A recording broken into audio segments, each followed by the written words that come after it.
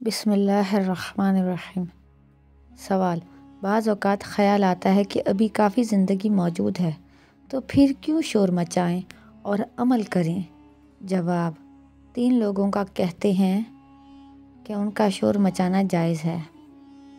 ایک وہ جس کے پاس مچھلی ہے اور وہ بیچنے کے لیے شور مچائے گا کیونکہ اس مچھلی میں بدبو پیدا ہو جانی ہے اور وہ آرام سے نہیں بیٹھے گا۔ ایک وہ جس کے پاس پھول ہیں، وہ بیچنے کے لیے شور مچائے گا کہ کہیں پھول مرجھا نہ جائیں۔ اور تیسرا وہ جس کے ہاتھ میں برف ہے اور پگھلی جا رہی ہے، وہ شور مچائے گا تاکہ جلدی جلدی وہ فارغ ہو جائے۔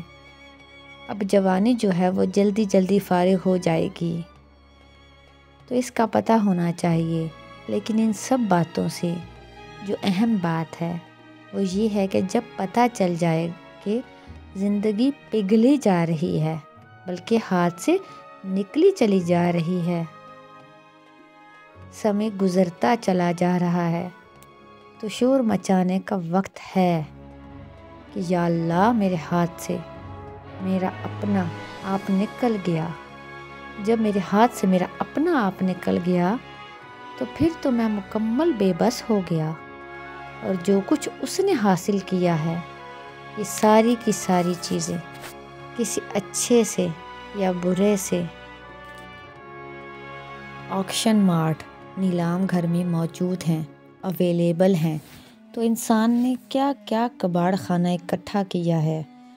کبھی آپ جمعے کو سڑک کے کنارے جاؤ تو کتابیں عام پڑھی ہوئی ہوتی ہیں۔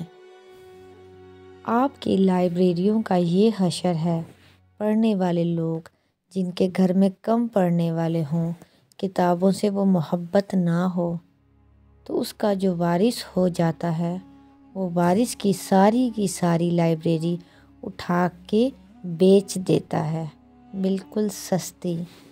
وہ کتابیں مارکیٹ میں جا کے پھر بک جاتی ہیں، تو کتابوں کا اجتماع بھی کوئی اجتماع نہ ہوا۔ سامان پرانا ہو گیا تو انہوں نے دے دیا، مکان محلہ بدل لیا، اندرون شہر تھا پھر بیرون شہر آ گیا، وہ مقام بھی چلے گئے، آپ کا سارا حاصل آپ کی نظروں کے سامنے غائب ہوتا گیا۔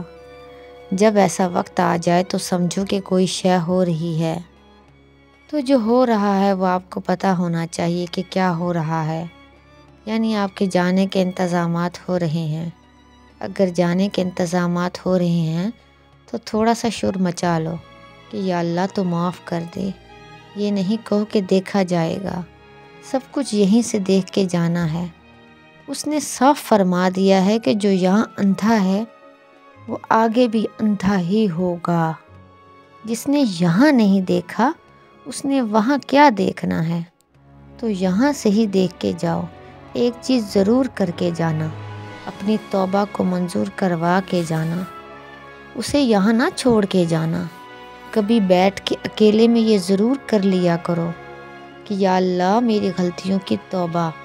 بعض اوقات ہم نہیں سمجھتے تو غلطی کیا ہوتی ہے، یہ بھی غلطی ہے کہ کسی ایسی خواہش پر اصرار جو اس کی مرضی کے علاوہ ہو۔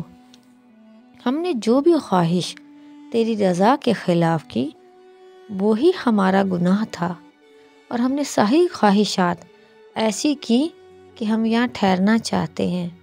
وہ کہتا ہے کہ یہاں سے نکلنا چاہیے، اس لیے ٹھہرنے کی آرزو جو ہے وہ نکلنے والوں کے لیے گناہ بھی کہلا سکتی ہے، لہٰذا یہ ٹھہرنے کا مقام نہیں ہے، اور یہ دنیا بسنے کی نہیں ہے، بلکہ اس میں کوچ ہی کا نکارہ بجے گا۔